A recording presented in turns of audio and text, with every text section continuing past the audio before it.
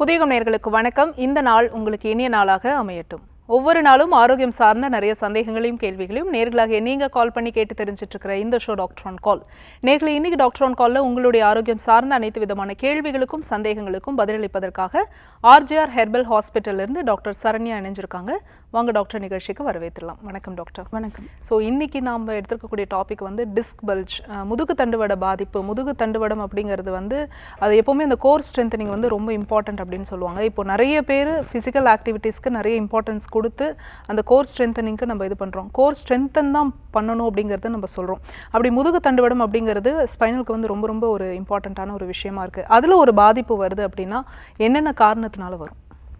முதுகு தண்டுவட பாதிப்பு அப்படின்றதுக்கு நிறைய காரணங்கள் இருக்குது. குறிப்பாக நம்மளுடைய முதுகு தண்டுவடம் அப்படின்னு பார்த்தோன்னா அது ஒரு 45 எலும்புகளால் ஆக்கப்பட்டது. அதாவது கழுத்துலேருந்து இடுப்பு எலும்பு வரைக்கும் உட்கார்ற இடம் வரைக்கும் அது இருக்கிறது தான் அந்த டிஸ்க் அப்படின்னு சொல்கிறது. வெர்டிப்ரேஸ் அப்படின்னு சொல்லுவோம். ஒவ்வொரு எலும்புகளுக்கும் நடுவுலையும் டிஸ்க் இருக்கும். ஒவ்வொரு எலும்புலேருந்து இன்னொரு எலும்பு உரசாமல் இருக்கிறதுக்காக நடுவில் டிஸ்க் ஜெல்லி போன்ற ஒரு அமைப்பு இருக்கும். இதில் ஏதாவது மாற்றம் வருது, டிஸ்கில் ஏதாவது வெளியில் பிதுங்கி வருது, இல்லை இதில் ஏதாவது ஒரு மாற்றம் இருக்குது அப்படின்னா அந்த டிஸ்க் பல்ஜ் அப்படின்னு சொல்லுவோம். இது தவிர டிஸ்க் ஹெர்னியேஷன் அப்படின்ற ஒரு அமைப்பு கூட இருக்குது. அது என்னென்னு பார்த்தோன்னா இன்னும் அதிகப்படியான உள்ளே இருக்கக்கூடிய அந்த ஜவ்வு பிதுங்கி வெளியில் வரக்கூடிய ஒரு அமைப்பு. அதாவது நம்மளுடைய ஸ்பைனல் கார்டை சுற்றி இருக்கக்கூடிய ஒரு பகுதி அப்படின்றது ஒரு ரப்பரி கண்டென்ட் மாதிரி இருக்கும். ஒரு ஃப்ளெக்சிபிள் கண்டென்ட்டாக இருக்கும். அது உள்ளே ஜெல்லி போன்ற ஒரு அமைப்பு இருக்கும். வெளியில் இருக்கக்கூடியது அந்த ஆனுலஸ் ஃபைப்ரோசிஸ் அப்படின்னு சொல்லுவோம். ஃபைபர் கண்டென்ட்டால் ஆக்கப்பட்டிருக்கும். இப்போது அதில் ஏதாவது விரிசல் வருது, இல்லை அதில் ஏதாவது வெடிப்பு வருது அப்படின்னா உள்ளே இருக்கக்கூடிய ஜெல்லி கண்டென்ட் அது வழியாக வெளியில் பிதுங்கி வெளியில் வரும். அது நார்மலாக மைல்டாக வர்றதுக்கும் நிறைய பிதுங்கி வெளியில் வர்றதுக்கும் நிறைய வித்தியாசங்கள் இருக்குது. மைல்டாக வர்றது தான் டிஸ்க் பல்ஜ் அப்படின்னு சொல்லுவோம். காமனாக இருக்கக்கூடிய ஒரு ப்ராப்ளம் தான் இந்த டிஸ்க் பல்ஜ். ரொம்ப அளவுக்கு அதிகமாக பிதுங்கி வெளியே வரக்கூடிய ஒரு விஷயம்தான் டிஸ்க் ஹெர்னியேஷன் அப்படின்னு சொல்லக்கூடியது. ஒரு 50% 60%க்கும் அதிகமான உள்ளே இருக்கக்கூடிய அந்த ஜெல்லி கண்டென்ட் வெளியில் வருது அப்படின்னா அதை டிஸ்க் ஹெர்னியேஷன் அப்படின்னு நம்ம சொல்லுவோம். இந்த மாதிரி டிஸ்கில் ப்ராப்ளம் வர்றதுக்கு நிறைய காரணங்கள் இருக்குது. அதில் ஒரு முக்கியமான காரணம் பார்த்திங்கன்னா வெயிட் லிஃப்ட் பண்ணுறது, கீழே குனிஞ்சு டக்குன்னு வெயிட் லிஃப்ட் பண்ணுறது, இல்லைன்னா ரொம்ப தூரம் வெயிட் லிஃப்ட் பண்ணிகிட்டே நடந்து போகிறது, அளவுக்கு அதிகமாக ட்ராவல் பண்ணுறது, ரொம்ப தூரம் ஒரே பொசிஷனில் உட்காந்து ட்ராவல் பண்ணுறவங்க, ரொம்ப நேரம் ஒரே பொசிஷன்லேயே உட்காந்துட்டு இருக்கவங்க, இப்போது டெய்லரிங் ஒர்க் பார்க்குறாங்க இல்லை டிரைவிங் ஒர்க் பார்க்குறாங்க அப்படின்னா ஒரே பொசிஷன்லேயே தான் உட்காந்து பண்ணுவாங்க. ஒரு 7 மணி நேரம் 8 மணி நேரத்துக்கு மேலே ஒரே மாதிரியான நிலையிலே உட்காந்துருக்கவங்களுக்கு இந்த டிஸ்க் பல்ஜ் காமனாக வரும். சில பேருக்கு ஒரு 30% 40% இருக்கக்கூடியவங்களுக்கு அந்த டிஸ்க் பல்ஜ் ஆட்டோமேட்டிக்காக அது நார்மலுக்கு வந்துடலாம். ஒரு 3 to 4 மாதங்களுக்குள்ளே அது ஆட்டோமேட்டிக்காக நார்மலுக்கு வந்துடலாம். ஒரு சிலருக்கு மட்டும்தான் அந்த டிஸ்க் பல்ஜ் டிஸ்க் ஹெர்னியேஷனாக மாறுது. அதுக்கு ட்ரீட்மெண்ட் எடுத்தால் தான் சரி பண்ண முடியும் அப்படின்ற ஒரு கண்டிஷனில் இருக்குது. அதற்கு முக்கியமான காரணம் பார்த்தோன்னா இந்த மாதிரியான கண்டிஷனில் ரெகுலர் ஒர்க் நம்ம பார்க்குறதுனால தான். கண்டினியூஸாக டிரைவிங் ஒர்க் பண்ணிகிட்டே இருக்கவங்க, இரவு பகலாக ஒரே இடத்துல உட்காந்துட்டே இருக்கிறவங்க, ரொம்ப ஹெவி லிஃப்ட்டு டெய்லியும் கீழே குனிஞ்சு வெயிட் லிஃப்ட் பண்ணுறவங்க, மாடிப்படி அளவுக்கு அதிகமாக பாடி வெயிட்டோடு ஏறுறவங்க, பாடி வெயிட் அதிகமாக இருக்கும், ஒபேசிட்டி அதிகமாக இருக்கும், அந்த மாதிரி ஒபேசிட்டியோடு மாடிப்படி அதிகமாக ஏறுறவங்க, இந்த மாதிரியான கண்டிஷனில் தான் அந்த டிஸ்க் பல்ஜ் வருது. இது தவிர பொசிஷன் மாற்றி படுக்கும்போதோ இல்லை கீழே விழுந்து ஏதாவது ஆக்சிடென்ட் அது மாதிரியான கண்டிஷனில் கூட டிஸ்க் பல்ஜ் வரலாம். ஓகே டாக்டர், இப்போ ஸ்பைனலில் ஒரு ப்ராப்ளம் திரும்ப திரும்ப வந்துகிட்டே இருக்குது, ஒரு பெயின் வருது குறையுது ஆனால் திரும்ப வந்துகிட்டே இருக்குது அப்படின்னா அது எதனுடைய அறிகுறியாக நம்ம எடுத்துக்கலாம்? ஸ்பைனல் கார்டில் ஒரு பெயின் வருது அப்படின்னா குறிப்பாக அந்த டிஸ்க் பல்ஜினால தான் வரும். டிஸ்க் பல்ஜ் அப்படின்றது காமனாக சர்விக்கல் கண்டிஷன்லேயும் லம்பார் கண்டிஷன்லேயும் தான் வரலாம். சர்விக்கல் அப்படின்னு சொல்லக்கூடியது நம்மளுடைய கழுத்து எலும்புகள் சம்மந்தப்பட்டது. அதுவே லம்பார் அப்படின்னு சொல்கிறது இடுப்புக்கு கீழ் எலும்பு, லோவர் பேக் அப்படின்னு சொல்லக்கூடிய அந்த இடங்கள்ல இருக்கும். சர்விக்கல் போனில் ஒரு 7 போன்ஸ் இருக்கும். இதுவே லம்பார் போனில் பார்த்திங்கன்னா ஒரு 5 எலும்புகள் இருக்கும். இந்த மாதிரி பெயின் முதல்ல ஸ்டார்டிங்கில் ஒரு ஷார்ப்பான பெயினாக ரொம்ப நேரம் உட்காந்துருந்தாலோ இல்லை ரொம்ப நேரம் ட்ராவல் பண்ணாலோ வர ஆரம்பிக்கும். அதற்கு நம்ம எந்த ஒரு ட்ரீட்மெண்ட்டும் எடுத்துக்காமல் தொடர்ச்சியாக நம்ம அதுவே பண்ணிகிட்ருக்கோம் அப்படின்னு கண்டிஷனில் அது டிஸ்க் ஹெர்னியேஷனாக மாறலாம். குறிப்பாக அந்த லம்பாரில் பார்த்திங்க அப்படின்னா L2 L3ன்னு சொல்லக்கூடிய அந்த 2வது 3வது எலும்புகளுக்கு இடையிலையும் அதுவே 3வது 4வது எலும்புகளுக்கு இடையிலையும் இருக்கக்கூடியது தான் அந்த காமனாக நடக்கக்கூடிய ஒரு ப்ராப்ளம். ஏன்னா அந்த எலும்புகளுக்கு நடுவில் ரொம்ப ஒரு குறுகலான அமைப்பில் இருக்கும். ஆக்சுவலாக டிஸ்க் ஸ்பேஸ் அப்படின்றது எல்லா இடத்துலையும் ஈவனாக இருக்காது. ஒரு இடத்துல குறுகிய அமைப்பில் இருக்கும், ஒரு இடத்துல வந்து கொஞ்சம் அதிகமான அமைப்பில் இருக்கும். கழுத்து எலும்பில் குறிப்பாக அந்த C6 C7 சொல்லக்கூடிய கடைசி 2 எலும்புகளில் தான் அந்த குறுகலான அமைப்பு இருக்கும். அதனால் அந்த இடத்துல காமனாக டிஸ்க் பல்ஜ் வந்து வருது. இதுவே லம்பார் ரீஜனில் பார்த்தோம் அப்படின்னா கடைசி 3 எலும்புகள் சேர்ந்தது L3 L4 L5 இந்த 3 எலும்புகளுக்கும் நடுவில் இருக்கக்கூடிய ஜவ்வுகளுடைய விலக்கல் அப்படின்றது வந்து காமனாக வந்து நடக்குது. அது எதனாலன்னு பார்த்தோன்னா அந்த இடத்துல இருக்கக்கூடிய குறுகலான ஒரு அமைப்பு தான். டிஸ்க் பல்ஜ் வருது அப்படின்னா அது காமனாக சரி பண்ணலை அப்படின்னா அது டிஸ்க் ஹெர்னியேஷன் வரைக்கும் போகலாம். டிஸ்க் ஹெர்னியேஷனில் முழுமையாக வந்து பிதுங்கி வெளியே வரக்கூடிய ஒரு கண்டிஷனில் டிஸ்க் ப்ரொலாப்ஸ் வரைக்கும் கூட போகலாம். இந்த மாதிரி ஒரு 3 கண்டிஷனில் உள்ளே இருக்கக்கூடிய அந்த ஜெல்லி கண்டென்ட் நமக்கு வெளியில் வரக்கூடிய ஒரு கண்டிஷனை தான் நம்ம அந்த காமனாக டிஸ்க் பல்ஜ் அப்படின்ற ஒரு ப்ராப்ளமில் சொல்கிறோம். Thank you so much doctor. நம்ம தொடர்ந்து பேசலாம். ஒரு காலர் லைனில் இருக்காங்க. வணக்கம், உங்கள் பேர் சொல்லுங்கள். வணக்கம் மேடம். வணக்கம்மா, உங்கள் பேர் எந்த ஊர்லேருந்து? என் பேர் அமுதா, கரூர். ஓகே, யாருக்கா கேட்குறீங்கம்மா? எனக்காக மேடம். என்ன வயதுமா உங்களுக்கு? 45. சரி, தொடர்ந்து உங்கள் கேள்வியை கேட்கலாமா? கேளுங்க. வணக்கம் மேடம். வணக்கம்மா, சொல்லுங்க. எனக்கு வந்து தோள்பட்டையில வந்து இந்த மேல ஒரு 2 இடமும் கழுத்துல அது பின்னாடி ஒரு இடமும் வலிக்குது மேடம். சரிம்மா. அது என்னன்னா நைட்டு படிக்கும் போது கொஞ்சம் வலி அதிகமா இருக்கு. கீழே குனிஞ்சு நிமிரும் போது வலி அதிகமாக இருக்கா? ஆனா ரொம்ப குனிஞ்சுன்னா ஒரு லைட்டா தலை சுத்தல் இருக்கு. சரிம்மா. கை மேலே தூக்க முடியுதா? அது தூக்க முடியுது மேடம். ஆனா ஒவ்வொருக்கா கொஞ்சம் லைட்டா வலிக்குது. சரிம்மா. எவ்வளோ நாளாக வலி இருக்கு? அது இப்போ ஒரு 1 மந்த்தா இருக்கு. 1 மந்த்தாக தான் இருக்கு. சரி, ஓகே. இப்போ கழுத்துலேருந்து உங்களுக்கு கை வரைக்கும் வலி பரவுது அப்படின்னா சர்விக்கல் ஸ்பாண்டைலோசிஸ் அப்படின்னு சொல்லுவோம். அதாவது கழுத்து எலும்புகளில் நான் இப்போ சொன்ன மாதிரி 7 எலும்புகள் சேர்ந்த ஒரு அமைப்பு தான் இந்த சர்விக்கல் போன் அப்படின்னு சொல்கிறோம். இந்த இடங்களில் ஏதாவது ஒரு இடத்துல பாதிப்பு இருக்குது அப்படின்னா அதை சர்விக்கல் ஸ்பாண்டைலோசிஸ் அப்படின்னு சொல்கிறோம். அதாவது எலும்புகள் வந்து தேய்மானம் அடையக்கூடிய ஒரு கண்டிஷன். அதுக்கு டிஸ்க் பல்ஜு தான் காரணம். நடுவில் இருக்கக்கூடிய ஜவ்வுகள் விலகி வெளியில் போகிறதுனால எலும்புகள் வந்து உரச ஆரம்பிக்குது. அப்போது எலும்புகளில் வரக்கூடிய தேய்மானம் காரணமாக என்ன பண்ணுது, நடுவில் போகக்கூடிய நரம்புகளில் கம்ப்ரெஷன் வந்து வருது. எலும்புகளுக்கு சைடில் வந்து நரம்புகளும் போகும். நரம்புகளில் 2 எலும்புகள் சேர்ந்து அழுத்தம் கொடுக்கறதுனால கழுத்து எலும்பு அப்படின்றதுனால உங்களுக்கு கைகளுக்கும் நரம்புக்கு ரத்த ஓட்டம் போகும், தலைக்குமே ரத்த ஓட்டம் வந்து அதன் மூலமாக தான் போகும். அதனால தான் உங்களுக்கு தலை சுத்தலும் இருக்குது, கையில் ஷோல்டர் வரைக்கும் வந்து பெயினுமே இருக்குது. அந்த ரேடியேட்டிங் பெயின், ரேடிகுலோபதி அப்படின்னு சொல்லுவோம். அந்த பெயின் வந்து வர்றதுக்கு காரணம் வந்து பார்த்திங்கன்னா நர்வ் கம்ப்ரெஷன் தான் முக்கியமான காரணம். அது இருக்கக்கூடிய கண்டிஷனை பொறுத்து ரொம்ப கம்ப்ரெஷன் ரொம்ப அதிகமாக இருக்குது அப்படின்னா கை விரல் நுனி வரைக்கும் கூட வந்து வலி பரவலாம். உங்களுக்கு இப்போதைக்கு ஷோல்டர் வரைக்கும் தான் பெயின் இருக்குது. இதற்கு கண்டிப்பாக வந்து சிகிச்சை எடுத்து தான் அதை வந்து சரி பண்ணணும். என்ன தான் நம்ம உள்ள மருந்துகள் போட்டாலும், பெயின் கில்லர் டேப்லெட் போட்டாலும் அப்போதைக்கு பெயின் குறையும், மறுபடியும் பெயின் ஜாஸ்தியாக தான் செய்யும். நர்வ் கம்ப்ரெஷனை தடுக்கிறதுக்கு நமக்கு நடுவில் இருக்கக்கூடிய அந்த ஸ்பைனல் கார்டை வந்து கரெக்ஷன் பண்ணணும். டிஸ்கை வந்து கரெக்ஷன் பண்ணும்போது தான் நர்வ் கம்ப்ரெஷன் இல்லாமல் உங்களுக்கு வலி கையில் பரவாமல் வந்து தடுக்க முடியும். அதே மாதிரி நர்வ் கம்ப்ரெஷனை தடுத்தால் தான் உங்களுக்கு தலைக்கு போகக்கூடிய நரம்புக்கு ரத்த ஓட்டமும் சரியாக போகும். அதற்கு ஸ்பைனல் கரெக்ஷன் வந்து பண்ணணும். நம்ம அர்ஜர் ஹாஸ்பிட்டலில் பார்த்தீங்கன்னா ஸ்பைனல் கரெக்ஷன் பண்ண சொல்லக்கூடிய ஒரு ட்ரீட்மெண்ட் வந்து கொடுக்குறோம். ஸ்பைனல் கார்டில் ஒவ்வொரு எலும்புகளும் ஒன்றுக்கு கீழே ஒன்றா கரெக்டான ஷேப்பில் வந்து அடுக்கி இருக்கிறதுக்கு நம்ம அந்த ஸ்பைனல் கரெக்ஷன் ரெகுலராக பண்ணிட்டு வந்தோம் அப்படின்னா அந்த பொசிஷன் மாறி அலைன்மெண்ட் மாறி இருக்கக்கூடிய போன் கூட உங்களுக்கு நார்மலுக்கு வர ஆரம்பிக்கும். இதோடு சேர்ந்து கிரீவ வஸ்தி, கிரீவ பிச்சு அப்படின்னு சொல்லக்கூடிய 2 ட்ரீட்மெண்ட் நம்ம அர்ஜர் ஹாஸ்பிட்டலில் கொடுக்குறோம். அதுவும் குறிப்பாக அந்த சர்விக்கல் ப்ராப்ளம் இருக்கக்கூடியவங்களுக்கு, சர்விக்கல் ஸ்பாண்டைலோசிஸ், சர்விக்கல் போனில் இருக்கக்கூடிய அந்த கம்ப்ரெஷனுக்கு நம்ம வந்து இந்த ட்ரீட்மெண்ட் வந்து கொடுக்குறோம். இதையும் சேர்த்து நம்ம கொடுக்கும்போது கண்டிப்பாக உங்களுக்கு அந்த நர்வ் ப்ராப்ளம், நர்வ் கம்ப்ரெஷன் இதெல்லாம் 1 வீக்கில் உங்களுக்கு சரியாயிடும். மறுபடியும் அந்த நர்வ் கம்ப்ரெஷனும் வராது, டிஸ்க் பல்ஜ் இருந்தாலுமே அது முழுமையாகவே குணமாயிடும். நேரில் நம்ம அர்ஜர் ஹாஸ்பிட்டலுக்கு வந்து முறையாக ட்ரீட்மெண்ட் எடுத்துக்கோங்க. கண்டிப்பாக அது 1 வாரத்தில் குணப்படுத்திடலாம். Thanks for காலிங்மா. இப்போ நம்ம முதுகு தண்டோட பாதிப்பை பற்றி பேசிகிட்டு இருந்தோம். அதில் ஒரு பிரச்சனை இருக்குது அப்படிங்கிறது வந்து என்னென்ன சிம்டம்ஸ், வேறு என்னென்ன சிம்டம்ஸ்லாம் வச்சு தெரிஞ்சுக்கலாம் டாக்டர்? இப்போது முதுகு எலும்புகளில் அந்த தண்டுவட பகுதிகளில் ஒரு ப்ராப்ளம் இருக்குது அப்படின்னா ஒரு சிலருக்கு வந்து பெயின் மட்டும்தான் இருக்கும். ரேடியேட்டிங் பெயினோட சேர்ந்த பெயின் வந்து இருக்கும். குறிப்பாக வந்து இப்போ கையில் வந்து பெயின் வருது அப்படின்னா அதுக்கு வந்து சர்விக்கல் போன் ஒரு மெயின் ரீசனாக இருக்கலாம். சர்விக்கல் ப்ராப்ளம் இருக்குது அப்படின்னா கையில் வந்து அந்த ரேடியேட்டிங் பெயின் வந்து இருக்கும். இதுவே இடுப்பு எலும்புகளில் பார்த்தோம் அப்படின்னா கால்லையுமே வலி வந்து பரவும். இடுப்பு எலும்புன்னு போது இடுப்புலேருந்து கால் வரைக்கும் போகக்கூடிய ஒரு நீளமான நரம்புன்றது தான் அந்த சயாட்டிக் நரம்பு அப்படின்னு சொல்லுவோம். அந்த சயாட்டிக் நர்வில் வந்து நமக்கு கம்ப்ரெஷன் இருக்குது அப்படின்னா காலுக்கு பேக் சைடில் வந்து வலி பரவ ஆரம்பிக்கும். குறிப்பாக வந்து எலும்பு தேய்மானத்துலேயோ இல்லை மூட்டில் வந்து வலி இருந்தாலோ, மூட்டு எலும்பு தேய்மானமாக இருக்கலாம், இல்லை இடுப்பில் வந்து வலி இருக்குது, ஒரு சைடு இடுப்பில் சைடு இடுப்பு வலி இருக்குதுன்னு சொல்லுவாங்க சில பேர். ஒரு சைடு திரும்பி படுக்க முடியல டாக்டர்னு சொல்லுவாங்க. இந்த மாதிரி ஒரு சைடு திரும்பி படுக்க முடியாத மாதிரி வரக்கூடிய பெயின் வந்து ஹிப் ஆஸ்டியோ ஆர்த்ரைட்டிஸ் இருக்கக்கூடிய இருக்கக்கூடிய கண்டிஷனில் வந்து இருக்கலாம். ஆனால் காமனாக இந்த சயாட்டிக்கா இருக்கக்கூடிய ப்ராப்ளமில், டிஸ்க் பல்ஜ் இருக்கக்கூடிய ப்ராப்ளமில் பார்த்தோன்னா இடுப்பு எலும்புலேருந்து எந்த இடத்துல நமக்கு டிஸ்க் பல்ஜ் இருக்கோ லோயர் லம்பர் ரீஜனில் தான் பெயின் ஸ்டார்ட் ஆகும். அந்த இடத்துலேருந்து பேக் சைடில் க்ளூட்டியல் ரீஜனில் இருந்து பேக் சைடில் நமக்கு தொடை பகுதி வழியாக வந்து பெயின் வந்து பரவ ஆரம்பிக்கும். தொடை வரைக்கும் சில பேருக்கு பெயின் இருக்கலாம். சில பேருக்கு பார்த்தீங்கன்னா பின் சைடில் காலுக்கு பேக் சைடில் ஃபுல்லாக அந்த காஃப் மசில் வழியாக வந்து பெயின் வந்து ரேடியேட் ஆகும். காஃப் மசில் ஃபுல்லாக பெயின் ஆகி கால் விரல் நுனி வரைக்குமே வந்து பெயின் வந்து வரலாம்.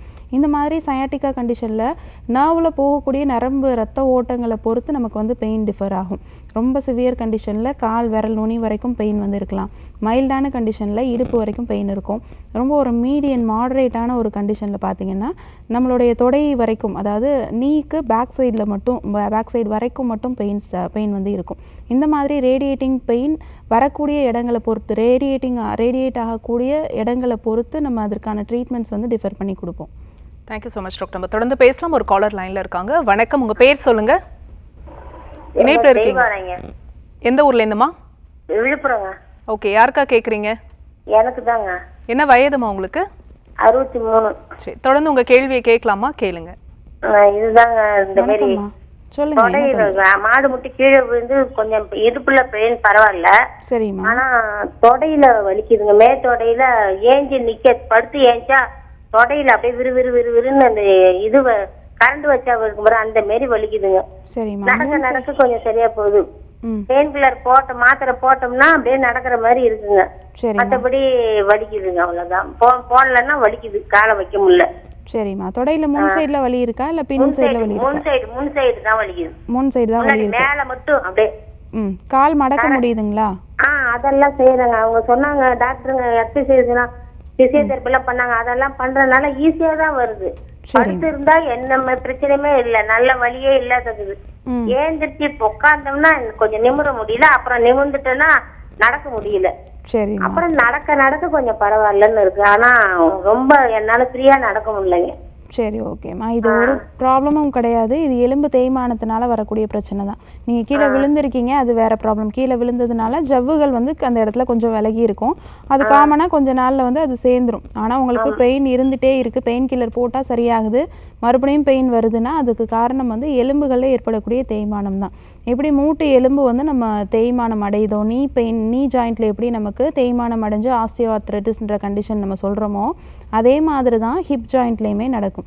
மூட்டு எலும்பு தேய்மானம் மாதிரியே தான் ஹிப் ஜாயிண்ட்டும். அதுவும் ஒரு பால் அண்ட் சாக்கெட் ஜாயிண்ட் தான். பால் அண்ட் சாக்கெட் ஜாயிண்ட்னா அது அந்த இடத்துலையும் இருக்கக்கூடிய எலும்புகள் ஒரு பால் வந்து இன்னொரு எலும்புகளில் பொருந்தி இருக்கிற மாதிரியான ஒரு அமைப்பில் தான் இருக்கும். அப்போது அந்த இடத்துலையுமே நமக்கு ஆஸ்டியோஆர்த்ரைட்டிஸ், எலும்புகள் தேய்மானம் அப்படின்றது வந்து நடக்கும். அந்த ஹிப் ஓஏல பார்த்திங்கன்னா அதுவுமே நடக்கும்போது வலி இருக்கும்.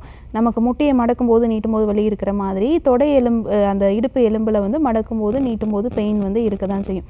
இதுக்குமே கண்டிப்பாக வந்து ட்ரீட்மெண்ட் எடுத்து தான் அதை வந்து குணப்படுத்த முடியும்.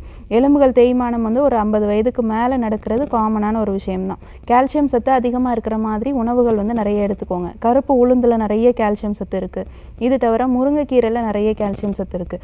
எல்லா கீரைகளையும் விட இந்த முருங்கைக்கீரை தான் வந்து கால்சியம் சத்து ரொம்ப அளவுக்கு அதிகமாக இருக்கக்கூடிய ஒரு கீரை. அப்போ டெய்லியுமே முருங்கைக்கீரை சூப் வந்து எடுத்துக்கோங்க. இது தவிர பிரண்டை வந்து நிறைய சேர்த்துக்கோங்க. பிரண்டையிலுமே நிறைய கால்சியம் சத்து இருக்குது. இதெல்லாம் நம்ம ரெகுலராக அன்றாடம் உணவுகளில் சேர்த்துட்டே வரும்போது இந்த கால்சியம் பற்றாக்குறையை வந்து நம்மளால் ஈடுகட்ட முடியும். இதெல்லாம் நம்ம தவிர்த்துக்கிறோம் அப்படின்னா நம்ம போனோடைய டென்சிட்டி குறையவே ஆரம்பிக்கும். எலும்புகளுடைய தேய்மானம் இன்னும் சிவியராக தான் செய்யும். இதெல்லாம் ரெகுலராக ஃபுட்டில் ஃபாலோ பண்ணிக்கோங்க. இப்போ தேய்மானம் அடைஞ்ச எலும்புகளுக்கு வெளிப்பக்க சிகிச்சைகள் கொடுக்க வேண்டியது அவசியம். நம்ம ஆர்ஜிஆர் ஹாஸ்பிட்டலில் பார்த்தீங்கன்னா வெளிப்பக்க சிகிச்சையாக சில மூலிகை ஒற்றடங்கள் வந்து கொடுக்குறோம். கோழிக்கிளி சிகிச்சை அப்படின்ற ஒரு ட்ரீட்மெண்ட் வந்து கொடுக்குறோம். இதுவுமே நம்ம கண்டிப்பாக கொடுத்துட்டே வரும்போது அந்த இடத்துல இருக்கக்கூடிய பெயின், உள்ளே தேங்கி இருக்கக்கூடிய அந்த தேவையில்லாத கழிவு நீர் இதெல்லாம் முழுமையாக வெளியில் போக ஆரம்பிக்கும். நல்லா உங்களால் நடக்க முடியும். கால் நல்லா ஃப்ளெக்சிபிளாக மடக்க நீட்டுறதுக்கு பண்ண முடியும். அதோடு சேர்ந்து வலியுமே முழுமையாக குணமாயிடும். நேரில் நம்ம ஆர்ஜிஆர் ஹாஸ்பிட்டலுக்கு வந்து முறையாக சிகிச்சை எடுத்துக்கோங்க. கண்டிப்பாக இதை 1 வீக்லேருந்து 10 டேஸ்க்குள்ளே குணப்படுத்திடலாம். வணக்கம், உங்கள் பேர் சொல்லுங்கள். என் பேர் ஜெமுனா மேடம். எந்த ஊர்லேருந்து பேசுகிறீங்கம்மா? சென்னையிலேருந்து தான். ஓகே, யாருக்கா கேட்குறீங்க? எனக்காக தான் மேடம். என்ன வயதுமா உங்களுக்கு? எங்களுக்கு 58 ஆகுதுமா. சரி, தொடர்ந்து உங்கள் கேள்வியை கேட்கலாமா? கேளுங்க. ஓகே அம்மா வணக்கம். ஹலோ. வணக்கம்மா, சொல்லுங்கள், என்ன தொந்தரவு? ஹலோ அம்மா வணக்கம். அம்மா ஸ்பீக்கர் கட் பண்ணிட்டு டேரெக்டாக ஃபோனில் பேசுங்கம்மா, டிஸ்டர்பன்ஸாக இருக்குது. உங்கள் கேள்வியை கேளுங்கம்மா. ஹலோ. வணக்கம், சொல்லுங்கம்மா. ஹலோ. அம்மா நீங்க பேசுறது கேக்குதுமா, உங்க கேள்வியை மட்டும் கேளுங்க. ஹலோ அம்மா நீங்க பேசுறது கேக்குது, உங்க கேள்வியை மட்டும் கேளுங்க. ஓகே, தொடர்ந்து பேசலாம் டாக்டர். இப்போ நம்ம வந்து முதுகு தண்டுவட பாதிப்பை பற்றி பேசிகிட்டு இருந்தோம். எந்த அளவில் வலி இருந்தால் உடனடியாக மருத்துவர் போய் பார்க்குறது சிறப்பாக இருக்கும்? இப்போது முதுகு தண்டுவட பாதிப்பில் ஒரு பெயின் வருது அப்படின்னா மைல்டாக வந்து நம்ம உட்காந்துருக்கும்போது ரொம்ப நேரம் உட்காந்துருந்தாலோ இல்லை வந்து ரொம்ப நேரம் ஒரே பொசிஷனில் படுத்துட்டாலோ நமக்கு அந்த இடத்துல வந்து பெயின் வந்து ஷார்ப்பான பெயினாக வந்து தெரிய ஆரம்பிக்கும். எந்த இடத்துல டிஸ்க் பல்ஜ் வரப்போகுதோ அந்த இடத்துல வந்து ரொம்ப நேரம் ஒரே பொசிஷனில் படுக்கும்போது ஒரு ஷார்ப்பான பெயின் வரும். அதே மாதிரி மேடு பள்ளம் இருக்கக்கூடிய ஒரு பெட்டில் நம்ம படுக்கும்போதும் ஷார்ப்பான பெயின் வந்து வரதை வந்து பார்க்க முடியும். இது தவிர வந்து ரொம்ப நேரம் உட்காந்து இருக்கும் போதும் சில பேருக்கு வந்து நடு முதுகில் ஒரு பெயின் வந்து வரதை ஃபீல் பண்ணுவாங்க. அந்த பெயின் எப்படி இருக்கும்னா கொஞ்சம் நேரத்தில் பார்த்தோம்னா மரத்து போகிற மாதிரி இருக்கும். அது சுற்றி இருக்கக்கூடிய பகுதிகளும் சேர்த்து வந்து ஒரு பெயின் வந்து இருக்கும். அதோடு சேர்ந்து மரத்து போகிற சென்சேஷன், டிங்லிங் சென்சேஷன் அப்படின்னு சொல்லுவோம். குத்துற மாதிரியான ஒரு பெயின் வந்து ஃபீல் பண்ணுவாங்க. அந்த டைமில் நம்ம போயிட்டு டாக்டர் பார்த்து முறையாக கன்சல்ட் பண்ணோம் அப்படின்னா நமக்கு டிஸ்க் பல்ஜ் இருக்கிறது தெரிய வரும். அப்போது அந்த டைமில் நம்ம ஸ்கேன் எடுத்து பார்க்கும்போது நமக்கு ஆரம்ப காலகட்டத்தில் ஸ்டேஜ் 1ல் இருக்கக்கூடிய அந்த டிஸ்க் பல்ஜ் வந்து தெரியும். அதற்கான ட்ரீட்மெண்ட் எடுத்துட்டோம் அப்படின்னா ஒரு 1 வீக் 2 வீக்ஸ்க்குள்ளே அதை வந்து நார்மலாக வந்து சரி பண்ணிடலாம். இப்போது அதை நம்ம சரியாக கவனம் செலுத்தாமல் விடுறோம், நாள்பட வச்சுட்டே இருக்கோம் அப்படின்னா கண்டிப்பாக அந்த ப்ராப்ளம் வந்து ரொம்ப சிவியரான ஒரு ப்ராப்ளமாக கொண்டு வரும். அந்த இடத்துல நர்வ் கம்ப்ரெஷனும் சேர்ந்து வந்து நடக்கும். ரொம்ப நாள் டிஸ்க் பல்ஜோடு இருக்காங்க அப்படின்னா அந்த இடத்துல நர்வ் கம்ப்ரெஷனும் சேர்ந்து நடக்கும்போது இன்னும் அதோடைய சிம்டம்ஸ் ரொம்ப வசனாக ஆரம்பிக்கும். அப்போது டிஸ்க் பல்ஜ் இருக்கக்கூடிய இடத்துல மட்டும் ப்ராப்ளம் இருக்காது. எந்த இடத்துல டிஸ்க் பல்ஜ் இருக்கோ அதுக்கு பக்கத்தில் இருக்கக்கூடிய எக்ஸ்ட்ரீமிட்டிஸையும் சேர்த்து தான் வந்து பாதிக்கும். இப்போது இடுப்பு எலும்பு அப்படின்னா கண்டிப்பாக கால்களையும் சேர்த்து தான் பாதிக்கும். கால் விரல் வரைக்குமே அந்த பாதிப்புன்றது தொடர்ந்து இருந்துகிட்டே தான் இருக்கும். அப்போது அந்த மாதிரி சிவியரான கண்டிஷன் வரைக்கும் நம்ம கொண்டு போகாமல் முறையாக அதற்கு முன்னாடியே ட்ரீட்மெண்ட் எடுக்க ஆரம்பிச்சிட்டோம் அப்படின்னா ரொம்ப நாள்பட இதற்கு ட்ரீட்மெண்ட் எடுத்துக்கிற மாதிரி இருக்காது. நிறைய பேருக்கு வந்து டிஸ்க் பல்ஜ் ப்ராப்ளம் காமனாக இருக்கவங்களுக்கு 30-40% இருக்கவங்களுக்கு ஆட்டோமேட்டிக்காக அதுவே சரியாக ஆரம்பிச்சிடும். ஒரே பொசிஷன்லேயே இல்லாமல் இருக்காங்க, நிறைய ஸ்ட்ரெச்சிங் எக்ஸசைசஸ்லாம் செய்கிறாங்க அப்படின்னா கண்டிப்பாக அது ஆட்டோமேட்டிக்காக அது ரிவர்ஸ் ஆகி நார்மலுக்கு வந்துடும். ஒரு சில பேருக்கு தான் அது காமனாக வந்து தொடர்ந்து இருந்துகிட்டே இருக்க ஆரம்பிக்குதுன்னா குறிப்பாக அதற்கு காரணம் வந்து இதுதான்.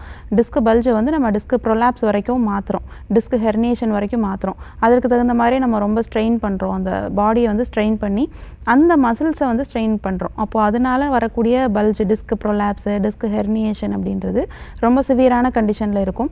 அதற்கான ட்ரீட்மெண்ட்ஸ் அப்படின்றது 2-3 மந்த்ஸ் வரைக்கும் நம்ம எடுக்க வேண்டியது இருக்கும். அவ்வளோ நாள் வரைக்கும் எடுக்கும்போது தான் நமக்கு அந்த ரேடியேட்டிங் பெயின் குணமாகி தான் நமக்கு டிஸ்க் பல்ஜ் வந்து சரியாகும். இதுக்கெல்லாம் முறையாக நம்ம சிகிச்சை எடுத்தோம் அப்படின்னா தான் பிற்காலத்தில் அது மறுபடியும் வராமல் இருக்கும். இதுக்கு நிறைய மூலிகை சிகிச்சைகள் இருக்குது, ஆயுர்வேதா ட்ரீட்மெண்ட்ஸ் இருக்குது, வர்மா ட்ரீட்மெண்ட்ஸ் இருக்குது. இது எல்லாமே பண்ணி நம்ம அதை ரிவர்ஸ் பண்ணவே முடியும். சில பேர் இதுக்கு ஆப்ரேஷன் பண்ணணும்னு நினைப்பாங்க. ஆப்ரேஷன்லாம் பண்ணாமையே நம்ம மூலிகை மருந்துகளில் இதை வந்து குணப்படுத்த முடியும். நன்றி டாக்டர். நம்ம தொடர்ந்து பேசலாம். ஒரு காலர் லைனில் இருக்காங்க. வணக்கம், உங்கள் பேர் சொல்லுங்கள். என்னோட பேர் கீதா. எந்த ஊர்லேருந்து பேசுகிறீங்கம்மா? திண்டுக்கல்லேருந்து பேசுகிறேன். ஓகே, யாருக்கா கேட்குறீங்க? எனக்காக தான் கேட்கணும். என்ன வயதுமா உங்களுக்கு? எனக்கு 26 வயசு ஆகுது. சரி, உங்கள் கேள்வியை கேட்கலாமா? கேளுங்க. வணக்கம்மா. வணக்கம் டாக்டர். சொல்லுங்கள். எனக்கு 26 வயசு ஆகுது. எனக்கு வந்துட்டு 4 வருஷமா கர்ப்பப்பையில வந்துட்டு குட்டி குட்டியா நீர் கட்டி இருக்கு அப்படின்னு சொல்லிட்டு சொன்னாங்க டாக்டர். ஓகே. 2 இயர்ஸ் வந்துட்டு அலோபதி மெடிசன் வந்து கண்டினியூவா எடுத்துக்கிட்டேன். அப்பதான் பீரியட்ஸ் வந்துட்டு மெடிசன் எடுத்தாதான் எனக்கு வர மாதிரி இருந்தது. இப்ப வந்துட்டு 2 இயர்ஸா நான் மெடிசன் வந்து எடுத்துக்கல. 3 மாசத்துக்கு ஒரு தடவை, 2 மாசத்துக்கு ஒரு தடவை அந்த மாதிரிதான் பீரியட்ஸ் வந்து ஆயிட்டு இருக்கு. ஓகே. மெடிசன் எடுத்தா மட்டும்தான் பீரியட்ஸும் வருது. அப்புறம் அடிவயிறு ரொம்ப பெயினா இருக்கு. இப்போ ஸ்கேன் பண்ணி பார்க்கும்போது குட்டி குட்டியா நீர் கட்டி இருந்துட்டே தான் இருக்கு. ஓகேம்மா. இப்போ பீரியட்ஸ் ப்ராப்ளம் அதிகமாயிட்டே இருக்கு. ஓகே. பீரியட்ஸ் ப்ராப்ளம் எவ்வளோ நாளாக இருக்கு உங்களுக்கு? இப்போ 4 இயர்ஸாவே இப்படிதான் இருக்கு. இரெகுலர் பீரியட்ஸ் தான். ஓகேம்மா. இதை இரெகுலர் பீரியட்ஸுக்கு காரணம் வந்து இந்த பிசிஓடி ப்ராப்ளம் தான். பிசிஓடி ப்ராப்ளம்க்கு முதல்ல நம்ம பண்ணக்கூடிய தவறுன்னு பார்த்தோம்னா நம்மளுடைய லைஃப் ஸ்டைல் சேஞ்சஸில் நம்ம பண்ண மாற்றங்கள் தான்.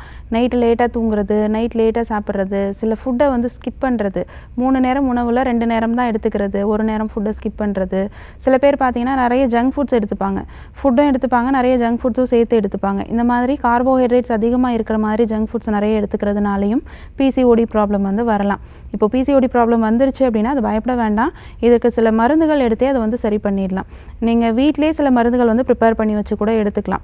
என்ன மாதிரி மருந்துகள்னு பார்த்தோன்னா, நம்ம வீட்டிலே வந்து வெந்தயம் கிடைக்கும், உங்களுக்கு கருஞ்சீரகம் இருக்கும், இதோடு சேர்ந்து மரமஞ்சள் சதகுப்பை அப்படின்ற அந்த 2 பொருள்களும் நீங்கள் நாட்டு மருந்து கடைகளில் வாங்கிக்கலாம். இந்த 4 பொருளையுமே நல்லா வறுத்து பவுடர் பண்ணி ஒரு பாக்ஸில் போட்டு வச்சுக்கலாம். டெய்லியும் அதில் 1 ஸ்பூன் அளவுக்கு சோம்பு நல்லா பவுடர் பண்ணி அதை தண்ணியில் போட்டு கொதிக்க வச்சு சோம்பு கஷாயம் வந்து ப்ரிப்பேர் பண்ணிக்கணும். அந்த கஷாயத்தில் இந்த பவுடரை மிக்ஸ் பண்ணி டெய்லியும் காலையில் நைட்டு ஆஃப்டர் ஃபுட்டு இதை ரெகுலராக எடுத்துகிட்டு வந்தீங்க அப்படின்னா நீர் கட்டி எவ்வளோ சிவியராக இருந்தாலும் அது வந்து கரைய ஆரம்பிக்கும். இதோடு சேர்ந்து நான் சொன்ன மாதிரி உணவு பழக்கங்களில் கொடுக்கக்கூடிய மாற்றங்கள் அப்படின்றது ரொம்ப முக்கியம். அதுக்கப்புறம் வந்து அடி வயிற்றுக்கு பண்ணக்கூடிய எக்ஸசைசஸ் அப்படின்றது ரொம்பவே முக்கியம். இது 2ஐயும் ஃபாலோ பண்ணி இதோட சேர்ந்து இப்போ நான் சொன்ன மாதிரி மருந்து பொருள்களையும் சேர்த்து எடுத்துகிட்டு வந்தீங்க அப்படின்னா கண்டிப்பாக உங்களுக்கு எந்த விதமான பீரியட்ஸ் ப்ராப்ளமாக இருந்தாலும் சரி, பீரியட்ஸ் டிலே ஆகிட்டே வருது, இரெகுலர் பீரியட்ஸாக மாதக்கணக்காக இருக்குது, வருடக்கணக்காக இருக்கக்கூடிய பீரியட்ஸ் ப்ராப்ளமாக இருந்தாலும் சரி, 3 மாதத்தில் உங்களுக்கு இரெகுலர் பீரியட்ஸ் ரெகுலராக ஆரம்பிக்கும். இதை ரெகுலராக நீங்கள் ஒரு 48 டேஸ் ஃபாலோ பண்ணாலே போதும். அப்பையும் உங்களுக்கு பீரியட்ஸ் ப்ராப்ளம் இருந்துகிட்டே இருக்குது அப்படின்னா, ரொம்ப சிவியராக இருக்குது, 4 வருஷம் 5 வருஷத்துக்கு மேலே இருக்குது அப்படின்றவங்களுக்கு நம்ம ஆர்ஜிஆர் ஹாஸ்பிட்டலில் இதற்குன்னு சிறப்பாக ஒரு மூலிகை கஷாயம் வந்து கொடுக்குறோம். நேரில் வந்து முறையாக அதற்கு சிகிச்சை எடுத்துக்கோங்க. பிசிஓடி ப்ராப்ளம் எவ்வளோ சிவியராக இருந்தாலும் நம்ம ஆர்ஜிஆர் ஹாஸ்பிட்டலில் அதற்கு அறுவை சிகிச்சை இல்லாமல் மூலிகை மருத்துவத்திலே நிரந்தரமான தீர்வு கொடுத்துட்ருக்கோம். Thanks for calling. Next caller யாருன்னு பார்க்கலாம். வணக்கம், உங்கள் பேர் சொல்லுங்கள். ஹலோ, என்னோட பேர் காவியா. எந்த ஊர்லேருந்து பேசுகிறீங்கம்மா? நான் காரைக்குடியிலிருந்து பேசுறேன். ஓகே, யாருக்காக கேட்குறீங்க? எனக்காக தான் கேட்கணும். என்ன வயதுமா உங்களுக்கு? 27. சரி, தொடர்ந்து உங்கள் கேள்வியை கேட்கலாமா? கேளுங்க. வணக்கம்மா. வணக்கம் டாக்டர். சொல்லுங்கள். எனக்கு வந்து ஒரு 5 இயர்ஸாவே எனக்கு சைனஸ் பிரச்சனை மாதிரி இருக்கு. ஓகே. ஆரம்பத்துல வந்து சாதாரண சரி அப்படி சொல்லிட்டு விட்டுட்டேன். நான் அது நாள் ஆக ஆக ஏதாவது மெடிசன் எடுத்தாதான் அது கொஞ்சம் ஓரளவுக்கு ஓகேவா இருக்கு. இந்த கிளைமேட் மாறும்போதெல்லாம் ரொம்ப தொண்டை வலி, நைட்ல இருமல் அதிகமா இருக்கு, காலையில எழுந்திருக்கப்ப தலைலாம் முள்ளு மாதிரி குத்துது. நம்ம வெயில்ல போனாலும் பயங்கரமா தலை பாரமா இருக்க மாதிரி இருக்கு. அப்பப்ப ரன்னிங் நோஸ் மாதிரி இருக்கு. ஏதாவது இப்போ ஒரு நீர் காய்கறி ஏதாவது தெரியாம சாப்பிட்டேன்னா அது அப்பயுமே அதிகமா இந்த சளி தொந்தரவு அதிகமா இருக்கு. ஓகே. இந்த மாதிரி ரொம்ப கஷ்டமா இருக்கு நைட்லலாம். ஓகேம்மா. எவ்வளோ நாளாக இருக்குது இந்த ப்ராப்ளம்லாம்? ஒரு 5, அது ஆரம்பத்துல தெரியல எனக்கு, இப்போ 2-3 இயர்ஸ் அதிகமா இருக்க மாதிரி இருக்கு. சரிம்மா. 2-3 இயர்ஸெல்லாம் அதை வச்சுட்டு இருக்கணுன்ற அவசியம் கிடையாதுமா. ஏன்னா சைனசைட்டிஸ் அப்படின்றது ஒரு சாதாரண விஷயம். தலையில் நீர் இருக்கக்கூடிய ஒரு ப்ராப்ளம் தான். முகத்தில் இருக்கக்கூடிய அமைப்பில் சின்ன சின்ன காற்று இருக்கக்கூடிய குழிகளில் ஃபுல்லாகவே நீர் கோர்த்து அது இன்ஃபெக்ஷன் ஆகி உங்களுக்கு நோய் தொற்று வர்றது தான் இந்த சைனசைட்டிஸ் அப்படின்னு சொல்கிறோம். இது நார்மலாக ஒரு வாரம் 2 வாரத்தில் சரி பண்ணக்கூடிய ஒரு விஷயம். வருஷக்கணக்காக அதை வச்சுட்டே இருக்கணுன்ற அவசியம் கிடையாது. டேப்லெட் எடுக்கும்போது நல்லா இருக்குது, மறுபடியும் வருது அப்படின்னா அது வந்து அலர்ஜிக் டேப்லெட் தான், ஆன்டி அலர்ஜி டேப்லெட் தான். இது போடும்போது உங்களுக்கு அந்த தும்மல், மூக்கில் நீர் வடிகிறது, இதெல்லாம் உங்களுக்கு கண்ட்ரோல் பண்ணி வைக்குமே தவிர உள்ளே இருக்கக்கூடிய அந்த நீரை முழுமையாக வந்து வெளியேற்றக்கூடிய ஒரு ட்ரீட்மெண்ட் வந்து அது கிடையாது. நீங்கள் அது எல்லாத்தையும் ஸ்டாப் பண்ணிவிடுங்க. நம்ம ஆர்ஜிஆர் ஹாஸ்பிட்டலில் சைனசைட்டிஸ்க்குன்னு சில சிறப்பான சிகிச்சைகள் கொடுக்குறோம். உள் மருந்துகள் மட்டும் கிடையாது, வெளிப்பக்க ட்ரீட்மெண்ட்லேயுமே நம்ம ஆர்ஜிஆர் ஹாஸ்பிட்டலில் சைனசைட்டிஸ்க்குன்னு சிறப்பாக நம்ம கொடுத்து அதை நிரந்தரமாக சரி பண்ணி கொடுக்குறோம். மருந்துகளே இல்லாமல் வெளிப்பக்க சிகிச்சையில் மட்டும் குணமடைஞ்சவங்கலாம் இருக்காங்க. சைனசைட்டிஸ்க்குன்னு பார்த்தீங்க அப்படின்னா நம்ம ஆர்ஜிஆர் ஹாஸ்பிட்டலில் நசியம்னு சொல்லக்கூடிய ஒரு மூலிகை சிகிச்சைகள் கொடுக்குறோம். இதை மூக்கின் மூலமாக ஒரு மூலிகை சொட்டு மருந்து உள்ளே ஊற்றி அதை தொடர்ந்து வந்து மூலிகை புகை வந்து நம்ம மூக்கின் மூலமாக சுவாசிக்க வைப்போம். இது கண்டினியூஸாக நம்ம ஒரு 4-5 டேஸ் பண்ணும்போது உள்ளே தேங்கி இருக்கக்கூடிய சளி, அந்த கோலை, நீர் இதெல்லாமே கரைஞ்சி வெளியில் வர ஆரம்பிக்கும். மூக்கின் உள்ள சைடில், கண்களுக்கு பேக் சைடில் இருக்கக்கூடிய அந்த காற்றுக்குழியில் இருக்கக்கூடிய நீரெல்லாம் நல்லா ட்ரை ஆகிடும். ஒரு 1 வீக் 2 வீக்ஸில் அது கம்ப்ளீட்டாக ட்ரைன் ஆக ஆரம்பிச்சிடும். அதுக்கப்புறம் மறுபடியும் நீர் கோர்க்காமல் இருக்கிறதுக்கு சில முள் மருந்துகளும் நம்ம கொடுக்குறோம். கண்டினியூஸாக அதை எடுக்கும்போது 2 மந்த்ஸுக்குள்ளே உங்களுக்கு நிரந்தரமாக குணமாயிடும். வாழ்நாள் ஃபுல்லாக மறுபடியும் சைனசைட்டிஸ் ப்ராப்ளமே வராது. நேரில் நம்ம ஆர்ஜிஆர் ஹாஸ்பிட்டலுக்கு வந்து முறையாக சிகிச்சை எடுத்துக்கோங்க. முதுகு தண்டுவடம் பற்றி பேசும்போது நிறைய பேர் வந்து ஒற்றடம் கொடுக்கறது, இல்லை ஏதாவது ஒரு எண்ணெயை சூடு பண்ணி போடுறது, இதில் வந்து பெருசாக ரிலீஃப் இல்லை அப்படின்னு சொல்கிறாங்க. இது உங்களுக்கு வந்து இப்போ நீங்களும் வந்து வெளிப்புற சிகிச்சைகள்லாம் நிறைய கொடுத்துட்ருக்கீங்க இல்லையா? ஸோ எந்த ட்ரீட்மெண்ட் வந்து கொஞ்சம் பெனிஃபிட்டாக இருக்கும் டாக்டர்? டிஸ்க் பல்ஜை பொறுத்த வரைக்கும் உள் மருந்துகளை விட வெளிப்பக்க ட்ரீட்மெண்ட் ரொம்பவே பெஸ்ட்டாக இருக்கும். ஏன்னா நம்ம உள்ளே என்ன தான் மருந்துகள் எடுத்தாலும் பெயின் நல்லா கண்ட்ரோல் ஆகுமே தவிர டிஸ்க் பல்ஜை பொறுத்த வரைக்கும் வெளியில் வந்திருக்கக்கூடிய அந்த டிஸ்க் அப்படின்றது, ஜவ்வு அப்படின்றது மறுபடியும் உள்ள நார்மலுக்கு கொண்டு வரதுக்கான ட்ரீட்மெண்ட் அப்படின்றது நம்ம கை வச்சு பண்ணும்போது தான் அந்த நார்மலுக்கு வர்றது உங்களுக்கு நல்லாவே டிஃப்ரென்ஸ் தெரிகிற மாதிரி இருக்கும். அந்த மாதிரியான ட்ரீட்மெண்ட்ஸ்லாம் வர்மா ட்ரீட்மெண்ட்டும் இந்த ஸ்பைனல் கரெக்ஷன் பண்ணக்கூடிய அந்த ட்ரீட்மெண்ட்டும் ரொம்பவே முக்கியமான ஒரு ட்ரீட்மெண்ட்டாக இருக்கும். ஸ்பைனல் கரெக்ஷன் அப்படின்றது தான் ரொம்பவே இம்பார்ட்டண்ட்டு. இது தவிர வந்து வெளிப்பக்கமாக போடக்கூடிய சில பூச்சி முறைகள் அப்படின்னு சொல்லுவோம், வெளிப்பக்கமாக பண்ணக்கூடிய லேப்பனம் அப்படின்னு சொல்லுவோம். இந்த லேப்பனம் அப்படின்றது வந்து நம்ம வீட்டிலேயே கூட சில மருந்து மருந்து பொருட்கள் வந்து வெளியில் வச்சு ப்ரிப்பேர் பண்ணி நம்ம ஒரு பற்று மாதிரி வெளியில் வந்து போட்டுட்டு வரலாம். எந்த இடத்துல ஒரு ஷார்ப்பான பெயின் இருக்கோ, எந்த இடத்துல டிஸ்க் பல்ஜ் இருக்குன்னு நீங்கள் ஃபீல் பண்ணுறீங்களோ, சில பேருக்கு வந்து டிஸ்க் பல்ஜ் இருக்குன்னு சொல்லுவாங்க. காமனாக ஒரே இடத்துல வந்து ஒரு பெயின் இருந்துகிட்டே தான் இருக்கும். அந்த பெயின் வந்து அவங்களே ஃபீல் பண்ணுறது, அந்த இடம் குறிப்பாக வந்து அவங்களுக்கே தெரியும். அந்த இடத்துல ஃபீல் பண்ணக்கூடிய அந்த இடத்துல வந்து நம்ம வந்து புளி இருக்குது பார்த்திங்களா, அதை நல்லா கரைச்சி ஒரு திக்கான பேஸ்ட்டை வந்து எடுத்துக்கலாம். அதோட லெமன் ஜூஸ் ஆட் பண்ணிவிட்டு சுண்ணாம்பு ஒரு பிஞ்ச் அளவுக்கு வச்சு நல்ல ஒரு திக்கான பேஸ்ட்டாக எடுத்துகிட்டு அதை வந்து நம்ம மேலே வந்து அப்ளை பண்ணணும். எந்த இடத்துல டிஸ்க் பல்ஜ் இருக்கோ அதை சுற்றி வந்து அப்ளை பண்ணுறது, பக்கத்தில் இருக்கக்கூடிய மசில்ஸையும் கவர் பண்ணுற மாதிரி நம்ம அப்ளை பண்ணிவிட்டு ஒரு 2 hours கழித்து அதை வந்து வாஷ் பண்ணிடணும். வாஷ் பண்ணதுக்கு அப்புறமா கடுகு எண்ணெய் வச்சு நம்ம வந்து ஆயில் மசாஜ் அந்த இடத்துல கொடுத்துக்கோம் அப்படின்னா பெயின் நல்லா ரிலீஃபாக இருக்கும். ஒரு டெம்பரவரியான ரிலீஃப் வந்து கிடைக்கும். நரம்புகள் நல்லா ரிலாக்ஸ் ஆக ஆரம்பிக்கும். நரம்புகளுக்கு ரத்த ஓட்டம் கொஞ்சம் நல்லா ஃப்ரீயாக போக ஆரம்பிக்கும். இதை நம்ம ரொம்ப அழுத்தி பண்ணக்கூடாது. மைல்டான ஒரு மசாஜ் ஜென்டிலாக தான் பண்ணணும். ரொம்ப அழுத்தம் கொடுத்து பண்ணும்போது டிஸ்க் பல்ஜ் இன்னுமே உங்களுக்கு சிவியர் ஆகிற மாதிரியான ஒரு ஃபீல் இருக்கும். அதனால் மைல்டான அந்த லேப்பை நம்ம அந்த பூச்சி வந்து போட்டுட்டு அதுக்கப்புறம் ஒரு 1/2 hour நம்ம அந்த கடுகு எண்ணெய் வச்சு மசாஜ் பண்ணோம் அப்படின்னா நல்ல பெயின் ரிலீஃபாக இருக்கும். பக்கத்தில் இருக்கக்கூடிய மசில்ஸ் எல்லாமே ரிலாக்ஸ் ஆக ஆரம்பிக்கும். மசில்ஸில் இருக்கக்கூடிய ஸ்டிஃப்னஸ் கொஞ்சம் கொஞ்சமாக குறைய ஆரம்பிக்கும். இதை நம்ம கண்டினியூஸாக டெய்லியும் ஒரு 1/2 hour கூட பண்ணலாம். இல்லை வாரத்துக்கு ஒரு 2 நாளோ 3 நாளோ பண்ணலாம். எந்த விதமான டிஸ்க் பல்ஜ் டிஸ்க் ப்ராப்ளம் இருந்தாலும், கழுத்தில் இருந்தாலும் சரி, இல்லை இடுப்பில் இருந்தாலும் சரி, இந்த முறையை நம்ம ஃபாலோ பண்ணும்போது கொஞ்சம் நல்லா பெயின் ரிலீஃபாக இருக்கும். 2-3 டேஸ்க்கு உங்களுக்கு பெயின் நல்லாவே குறைய ஆரம்பிச்சிடும். Thank you so much doctor. நம்ம தொடர்ந்து பேசலாம். ஒரு காலர் லைனில் இருக்காங்க. வணக்கம், உங்கள் பேர் சொல்லுங்கள். ஹலோ, வணக்கம். வணக்கம் சார், உங்கள் பேர் எந்த ஊர்லேருந்து? என்னோட பேர் கார்த்திக், நான் வேலூர்லேருந்து பேசுகிறேன். ஓகே, யாருக்கா கேட்குறீங்க? அப்பாவுக்கா கேட்கணும் மேம். என்ன வயது சார் அவருக்கு? அவருக்கு 60 வயசு ஆகுதுங்க. சரி, உங்கள் கேள்வியை கேட்கலாம் சார், கேளுங்க. வணக்கம் டாக்டர். சார் வணக்கம், சொல்லுங்கள். 6 மாதத்துக்கு முன்னாடி பார்த்தீங்க அப்படின்னா அப்பா வந்து நெல் அரைக்கிற ஆலையில் வேலை செய்கிறாரு. ஓகே. அதில் பார்த்தீங்கன்னா நெல் மூட்டை வந்து தூக்கும் போது 2 பேர் தூக்கி விடும் போது அப்பாவுக்கு இடுப்பில் பார்த்தீங்கன்னா ஒரு மாதிரி பட்டுன்னு சத்தம் வந்தது டாக்டர். சரிங்க. அதுக்கப்புறம் ரொம்ப முடியலன்னு சொல்லிட்டு பக்கத்தில் இருக்கிற அலோபதி கிளினிக்கில் போய் பார்க்கும்போது அங்கே கரண்ட் வச்சாங்க இடுப்பில். சரி.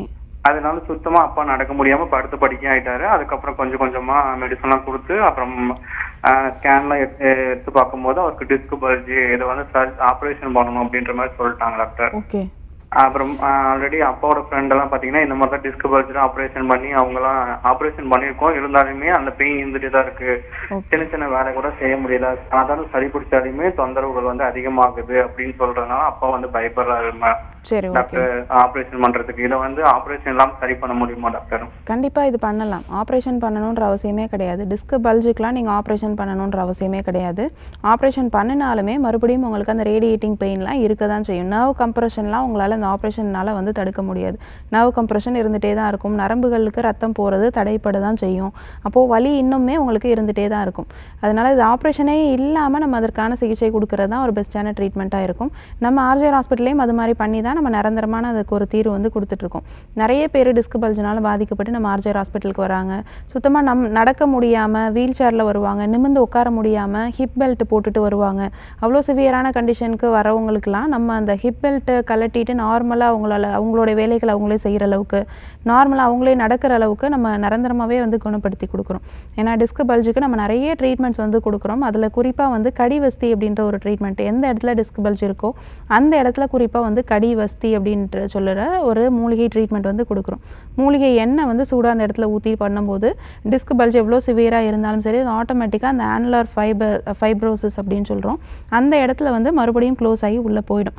மறுபடியும் வெளியில் வராமல் இருக்கிறதுக்கான ஸ்பைனல் கரெக்ஷன் ட்ரீட்மெண்ட்டு, ரெஃப்ளெக்ஸாலஜின்ற ட்ரீட்மெண்ட்டு, பொடி கிளி ட்ரீட்மெண்ட், இந்த மாதிரி வர்மா ட்ரீட்மெண்ட் இதெல்லாம் பண்ணி தான் நம்ம அதை நிரந்தரமாக வந்து குணப்படுத்துகிறோம். ஒரு வாரத்துலேருந்து 10 நாளுக்குள்ளே அது நிரந்தரமாகவே குணமாயிடும் உங்களுக்கு. ஆஃப்டர் ட்ரீட்மெண்ட் நீங்கள் மறுபடியும் ஸ்கேன் கூட எடுத்து பார்த்துக்கலாம். எந்த விதமான டிஸ்க் பல்ஜும் இல்லைன்னு சொல்லக்கூடிய நார்மலான ஸ்கேன் பார்ப்பாங்க. இந்த மாதிரி நிறைய பேருக்கு நம்ம அந்த ட்ரீட்மெண்ட்ஸ் கொடுத்து மறுபடியும் 10 வருஷம் ஆகியும் அந்த டிஸ்க் பல்ஜோ டிஸ்க் ஹெர்னியேஷனோ வராமலே நம்ம பார்த்துருக்கோம். 10 வருஷம் ஆகியும் ரொம்பவே ஆரோக்கியமாக இருக்காங்க. அதே மாதிரி அப்பாவுக்குமே சரி பண்ணிடலாம். ஆப்ரேஷன் பண்ண வேண்டாம். நேரில் கூட்டிகிட்டு வந்து ஒரு வாரத்துலேருந்து 10 நாள் வரைக்கும் இந்த கண்டினியூஸாக இந்த பஞ்சகர்மா ட்ரீட்மெண்ட் வந்து எடுத்துகிட்டு இதோடு சேர்ந்து நம்ம கொடுக்கக்கூடிய சில உள்மருந்துகளும் ஒரு 2 மாதங்கள் எடுத்துக்கிட்டாலே போதும். நிரந்தரமாக அந்த டிஸ்க் பல்ஜ் வந்து அதிலே வந்து குணமாயிடும். Thank you so much for calling. Next caller யாருன்னு பார்க்கலாம். வணக்கம், உங்கள் பேர் சொல்லுங்கள். இணைப்பில் இருக்கீங்க, தொடர்ந்து பேசலாம். உங்கள் பேர் எந்த ஊர்லேருந்து? என் பேர் பிருந்தா. எந்த ஊர்லேருந்து பேசுகிறீங்கம்மா? கோயம்புத்தூர். சரி, யாருக்கா கேட்குறீங்க? எங்க அங்கிள்காக பேசுறேன். என்ன வயதுமா அவருக்கு? அவருக்கு வந்து 47. சரி, உங்கள் கேள்வியை கேட்கலாம். TV volume குறைச்சிருங்கம்மா. ஓகே, உங்கள் கொஸ்டினை கேட்கலாம். டாக்டர் மாமாக்காக பேசணும். சொல்லுங்கம்மா. அவருக்கு வயசு வந்து 47 ஆகுது. அவருக்கு சர்விக்கல் பெயின் இருக்குன்னு சொல்றாங்க. ஓகே. ஆக்சுவலா வந்து அவர் வந்து இது டைலர் ஒர்க் பண்றாங்க. ஓகே. கழுத்து வலி இருக்குன்னு சொல்லிட்டு கொஞ்சம் விட்டுட்டோம் நார்மலா ஃபர்ஸ்ட். இப்போ 2 மந்த் கொஞ்சம் அதிகமா இருக்கு, ஷோல்டர்லாம் வலியா இருக்கு அப்படின்னும் போதுதான் டாக்டர்கிட்ட பார்க்கும்போது தேய்மானம் இருக்கு, அப்புறம் வந்து தலை சுத்துற மாதிரி அந்த மாதிரி எல்லாம் உங்களுக்கு நிறைய கொஞ்சம் சிம்டம்ஸ் தெரியுது. சரிம்மா. கழுத்துல இருந்து கையில வலி பரவுதா? இல்ல அந்த அளவுக்கு இல்ல. இப்பதான் ஷோல்டர்ல வந்து அவருக்கு வலி ஸ்டார்ட் ஆகுதுன்னு நம்மனே தான் நாங்க இமிடியேட்டா டாக்டர்கிட்ட பார்த்தோம். ஓகே ஓகே ஓகேம்மா, இது சரி பண்ணிடலாம், அது பயப்பட வேண்டாம். சர்விக்கல் ஸ்பாண்டிலோசிஸ் அப்படின்னு சொல்லுவோம். கழுத்து எலும்பு தேய்மானம், அதுவும் குறிப்பாக ரொம்ப நேரம் ஒரே இடத்துல உட்காந்து வேலை பார்க்குறவங்களுக்கு தான் காமனாக வரும். டெய்லரிங் ஒர்க் பண்ணுறவங்க, டிரைவிங் ஒர்க் பண்ணுறவங்க, இந்த மாதிரி இருக்கக்கூடிய ஒர்க்கிங் ப்ரொஃபஷனல்ஸ்க்கு தான் இந்த மாதிரி வந்து வரும். கண்டிப்பாக இது தேய்மானத்தினால வரக்கூடிய ப்ராப்ளம் தான். 2 எலும்புகளுக்கும் நடுவில் இருக்கக்கூடிய ஜவ்வு வெளியில் போயிடுச்சு அப்படின்னா எலும்புகள் வந்து தேய்மானம் அடைய ஆரம்பிக்கும். அதே மாதிரி நரம்புகளுக்கு ரத்தம் சரியாக போகாமல் தான் அந்த தலை சுத்தல் ப்ராப்ளமும் வருது. ஷோல்டர் வரைக்கும் பெயின் ரேடியேட் ஆகிறதுக்கு காரணமும் அதுதான். அப்போது நம்ம வந்து டிஸ்க் பல்ஜ் வந்து சரி பண்ணிட்டோம் அப்படின்னாலே உங்களுக்கு அந்த ரேடியேட்டிங் பெயினும் இருக்காது, தலை சுத்தல் ப்ராப்ளமே நிரந்தரமாக குணப்படுத்திடலாம். இதற்குமே நம்ம ஆர்ஜர் ஹாஸ்பிட்டலில் சர்விக்கல் ஸ்பாண்டிலோசிஸ்க்குன்னு சிறப்பாக சில ட்ரீட்மெண்ட்ஸ் எல்லாம் கொடுக்குறோம். கிரிவ வஸ்தின்னு சொல்லக்கூடிய ஒரு ட்ரீட்மெண்ட்டு, கிரிவ பிச்சு அப்படின்னு சொல்லக்கூடிய ஒரு ட்ரீட்மெண்ட்டு குறிப்பாக அந்த கழுத்து பகுதிகளில் வந்து நம்ம கொடுக்குறோம். அதோடு சேர்ந்து ஸ்பைனல் கரெக்ஷன் ட்ரீட்மெண்ட்டு, இதெல்லாம் நம்ம கண்டினியூஸாக நம்ம கொடுத்துட்டே வரும்போது அந்த நடுவில் பிதுங்கி வெளியில் வந்திருக்கக்கூடிய அந்த ஜவ்வுகள் எல்லாம் ஆட்டோமேட்டிக்காக அந்த ஸ்பேஸ்க்கு வந்து போக ஆரம்பிக்கும். டிஸ்க் ஸ்பேஸ் வந்து நார்மலுக்கு வர ஆரம்பிக்கும். அப்போது உங்களுக்கு அந்த ரேடியேட்டிங் பெயின் கையில் பரவுறது, ஷோல்டர் வரைக்கும் பெயின் இருக்குதுன்னு சொல்கிறது, இது எல்லாமே கம்ப்ளீட்டாக வந்து கியூர் ஆக ஆரம்பிச்சிடும். அதுக்கப்புறம் ரொம்ப நேரம் உட்காந்தாலோ இல்லை அகைன் டெய்லரிங் ஒர்க் பண்ணாலோ இந்த ப்ராப்ளம், இந்த வலி மறுபடியும் வந்து வராது. இந்த மாதிரி நிறைய பேருக்கு நம்ம சிகிச்சைகள் கொடுத்தே வெறும் மருந்துகளே இல்லாமல் வெளிப்பக்க சிகிச்சையில் மட்டுமே குணப்படுத்தியிருக்கோம். அதே மாதிரியே அவருக்குமே சரி பண்ணிடலாம். நேரில் அவரை கூட்டிகிட்டு வந்து முறையாக அந்த பஞ்சகர்மா சிகிச்சைன்றது கண்டினியூஸாக ஒரு 10 days எடுத்துக்கிற மாதிரி இருக்கும். அது எடுத்ததுக்கப்புறமா கம்ப்ளீட்டாக அது வந்து கியூர் ஆகிடும். நீங்கள் அதுக்கப்புறம் மறுபடியும் கூட நீங்கள் ஸ்கேன் எடுத்து பார்த்துக்கலாம். எந்த விதமான டிஸ்க் பல்ஜும் இல்லைன்னு சொல்லக்கூடிய நார்மலான ஸ்கேன் பார்ப்பீங்க. அந்த மாதிரி நிரந்தரமாகவே குணப்படுத்திடலாம். நேரில் வந்து சிகிச்சை எடுத்துக்கோங்க. Thanks for calling. Next caller யாருன்னு பார்க்கலாம். வணக்கம், உங்கள் பேர் சொல்லுங்கள். வணக்கம் டாக்டர். வணக்கம்மா, உங்கள் பேர் எந்த ஊர்லேருந்து? காயத்ரி, நாகர்கோயிலேருந்து பேசுகிறேன் டாக்டர். ஓகே, யாருக்கா கேட்குறீங்கம்மா? எங்கள் சிஸ்டர் இன் லாக்கு கேட்கணும். சரிம்மா, என்ன வயது உங்களுக்கு? 39 வயசு ஆகுது. உங்கள் கேள்வியை கேட்கலாமா? கேளுங்க. வணக்கம்மா. வணக்கம் டாக்டர். சொல்லுங்கள். எங்கள் சிஸ்டர் இன் லாக்கு 39 ஏஜ் ஆகுது. அவங்களுக்கு ப்ளீடிங் வந்து 7 days எப்பயுமே ரெகுலரா இருக்கும். ஆனா ப்ளீடிங் வந்து அதிகமா இருந்துச்சு. ஓகே. ரெகுலரா இருக்குன்னு சொல்லிட்டு நாங்க விட்டுட்டோம். இப்போ 3 months 15 days ஒன்ஸ் வந்து ப்ளீடிங் வந்து ரொம்ப ஜாஸ்தியா ஆகுது. அப்புறம் ஹாஸ்பிட்டலுக்கு பக்கத்துல போய் பார்த்ததுக்கு ஃபைப்ராய்ட் கட்டி இருக்கு, ஆபரேஷன் பண்ணணும் அப்படி சொல்றாங்க. ஃபைப்ராய்டு என்ன சைஸ்ன்னு சொன்னாங்களாம்மா? 6 centimeter இருக்குன்னு சொல்லிருந்தாங்க. சரி, ஓகேம்மா. ஃபைப்ராய்டுனால தான் அந்த மாதிரி ப்ளீடிங் ஹெவியாக வருது, சரிங்களா? இது பயப்பட வேண்டாம். ஃபைப்ராய்டு 6 centimeterல இருக்கிறதெல்லாம் ரொம்ப ஒரு சின்ன சைஸ் தான். இருக்கிறது கொஞ்சம் பெரிய சைஸ் தான், இருந்தாலும் அதை விட பெரிய சைஸில் இருக்கக்கூடிய ஃபைப்ராய்டு கட்டிகள்லாம் கூட நம்ம ஆர்ஜர் ஹாஸ்பிட்டலில் சர்ஜரி இல்லாமல் வெறும் மருந்துகளில் மட்டுமே கரைச்சி நார்மலுக்கு கொண்டு வந்திருக்கோம். ஏன்னா நம்ம கொடுக்கக்கூடிய மூலிகை மருந்துகள் எல்லாமே அந்த ஃபைப்ராய்டை கரைக்கிற மாதிரியான மருந்துகள், மாதவிடாயை சீர்படுத்துகிற மாதிரியான மருந்துகள் தான் நம்ம வந்து கொடுக்குறோம். அது மட்டும் கிடையாது, ஹெவி ப்ளீடிங் இருக்கவங்களுக்கு கூட ப்ளீடிங்கை கண்ட்ரோல் பண்ணுறதுக்கு நம்ம ஆர்ஜர் ஹாஸ்பிட்டலில் ஒரு மூலிகை பவுடர் வந்து கொடுக்குறோம். டெய்லியும் காலையில் நைட்டு ஒரு 1/2 ஸ்பூன் ஹாட் வாட்டரில் கலந்து குடிச்சிட்டு வந்தால் போதும்.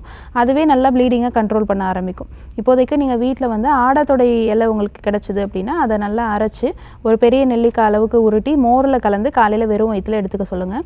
அது நல்லா ப்ளீடிங்கை கண்ட்ரோல் பண்ணும். ப்ளீடிங் இல்லை அப்படின்னா எடுக்க வேண்டாம். ப்ளீடிங் இருக்கக்கூடிய டைமில் மட்டும் காலையில் எம்டி ஸ்டொமக்கில் எடுத்தாலே போதும். இதை ரெகுலராக ஃபாலோ பண்ணிட்டு வாங்க. வாழைப்பூ வந்து நிறைய ஃபுட்டில் வந்து சேர்த்துட்டு வாங்க. துவர்ப்பான பொருட்கள் நம்ம நிறைய சேர்த்துக்க ப்ளீடிங் நல்லாவே கண்ட்ரோல் ஆகும். ஹீமோக்ளோபின் லெவல் கரெக்டாக இருக்கான்றதை 2 months கொஞ்சம் செக் பண்ண வேண்டியது ரொம்ப அவசியம். ஏன்னா ப்ளீடிங் ரொம்ப சிவியராக போயிட்டே இருக்கும்போது ஹீமோக்ளோபின் டக்குன்னு லோ ஆக ஆரம்பிக்கும். இதனால் வரக்கூடிய ப்ராப்ளம் ரொம்ப சிவியராக இருக்கும். அதனால் கண்டிப்பாக அதை வந்து நம்ம செக் பண்ணிக்கணும். அதோடு சேர்ந்து இந்த ஃபைப்ராய்டை கரைக்கிறதுக்கான மருந்துகளும் நம்ம ஆர்ஜர் ஹாஸ்பிட்டலில் வந்து எடுத்துக்கோங்க. நம்ம ஆர்ஜர் ஹாஸ்பிட்டலில் இதுக்குன்னு ஒரு சிறப்பான மூலிகை டானிக் வந்து கொடுக்குறோம். 20 ml காலையில் நைட்டு எடுத்துக்கிட்டாலே போதும். ஒரு 3 months ஃபைப்ராய்டு முழுமையாக கரைஞ்சி வெளியில் வந்துடும். 3 months ஆஃப்டர் நீங்கள் மறுபடியும் ஸ்கேன் கூட எடுத்துக்கலாம். ஸ்கேனில் உங்களுக்கு ஃபைப்ராய்டு எதுவும் இல்லைன்னு சொல்லக்கூடிய நார்மலான ஸ்கேன் பார்ப்பீங்க. அந்தளவுக்கு ஒரு கம்ப்ளீட்டான ஒரு ட்ரீட்மெண்ட்டாக இருக்கும். லேப்ரோஸ்கோப்பி எதுவும் பண்ணாமல், ஃபைப்ராய்டெக்டமிலாம் எதுவுமே பண்ண வேண்டாம். இது நம்ம மூலிகை மருந்துகள்லேயே கம்ப்ளீட்டாக வந்து சரி பண்ணிடலாம்.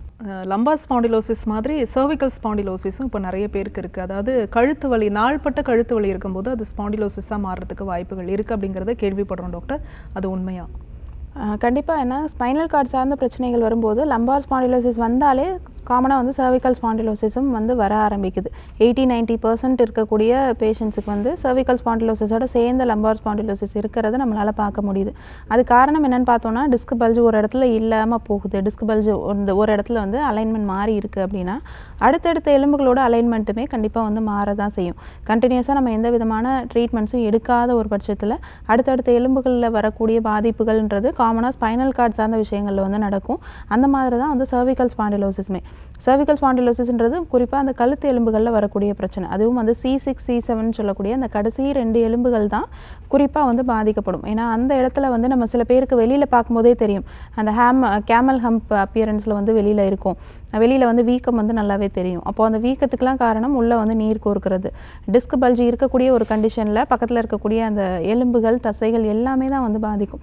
இடுப்பு எலும்புகளில் நம்ம காமனாக அந்த ஸ்வெல்லிங் அப்படின்றது தெரியாமல் கூட இருக்கலாம். ஆனால் கழுத்து எலும்புகளை பொறுத்த வரைக்கும் ஸ்வெல்லிங் அப்படின்றது நல்லாவே ப்ராமினெண்ட்டாக வெளியில் தெரிய ஆரம்பிக்கும். அந்த மாதிரி ஒரு விஷயம் தான் அந்த C6 C7 சொல்லக்கூடிய இடத்துல வரக்கூடிய அந்த ஸ்வெல்லிங். அந்த இடத்துல டிஸ்க் பல்ஜோ இல்லை டிஸ்க் ஹெர்னியேஷனோ இருக்குது அப்படின்னா வெளியில் வரக்கூடிய நரம்புகளுக்கு ரத்த ஓட்டம் போகலை அப்படின்ற ஒரு கண்டிஷனில் ஸ்வெல்லிங் வந்து அந்த இடத்துல இருக்கலாம். தேவையில்லாத நீர் கோர்க்கிறது அந்த இடத்துல இருக்கலாம். நர்வ் கம்ப்ரெஷன் இருக்கக்கூடிய ஒரு டைமில் தலை சுற்றல் வந்து வரலாம். கழுத்தில் வந்து வலி வந்து பரவலாம். கையில் வந்து டிங்லிங் சென்சேஷன் அப்படின்னு சொல்லுவோம். கையில் வந்து மரத்து போயிருக்கக்கூடிய ஒரு சுச்சுவேஷன். அதாவது நைட் டைமில் அது ரொம்ப ஹெவியாக இருக்கும். அதாவது படுத்து தூங்கும்போது ஒரு சைடு படுத்து தூங்குறாங்க அப்படின்னா ஆப்போசிட் சைடில் அந்த கையெல்லாம் மரத்து போயிடும். கையில் வந்து ரத்த ஓட்டம் சரியாக போகாது. சில பேருக்கு ஷோல்டர் வரைக்கும் இருக்கும் ரேடியேட்டிங் பெயின். சில பேருக்கு முழங்கை வரைக்கும் இருக்கும். சில பேருக்கு விரல் நுனி வரைக்கும் கூட இருக்கலாம். அந்த சிவியாரிட்டியை பொறுத்து அந்த சிம்டம்ஸ் வந்து மாறலாம். ஒரு சிலருக்கு 2 சைட்லையுமே வந்து பரவலாம். ஒரு சிலருக்கு வந்து ஒரு பக்கம் கையில் மட்டும் வந்து இருக்கலாம்.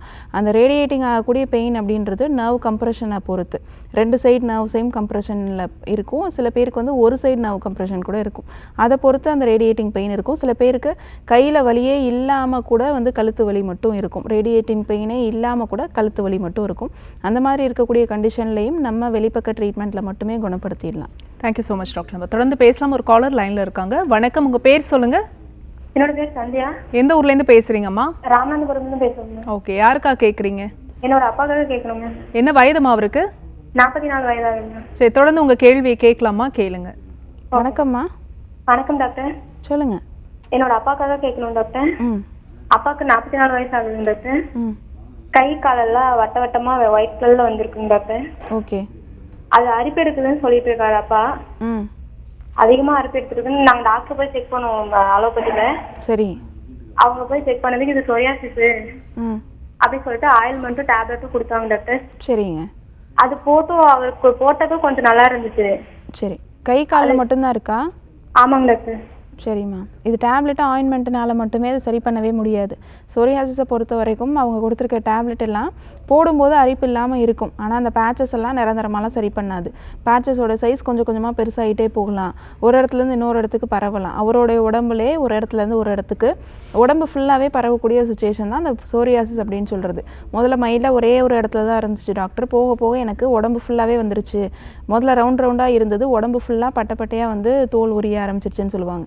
இந்த மாதிரி அவங்களுடைய உடம்புலே எந்த இடத்துலையுமே பரவாத இடம் அப்படின்றதே சொல்ல முடியாது. தலையிலேருந்து பாதம் வரைக்கும் உடம்பு ஃபுல்லாகவே வந்து சொரியாசிஸ்ன்றது பரவலாம். நீங்கள் போட்டுட்டு இருக்கக்கூடிய டேப்லெட்னாலேயோ இல்லை வெளிப்பக்கமாக தடவக்கூடிய அந்த க்ரீம் லோஷன்ஸ்னாலேயோ நிரந்தரமாக அந்த சோரியாசிஸை சரி பண்ணவே முடியாது.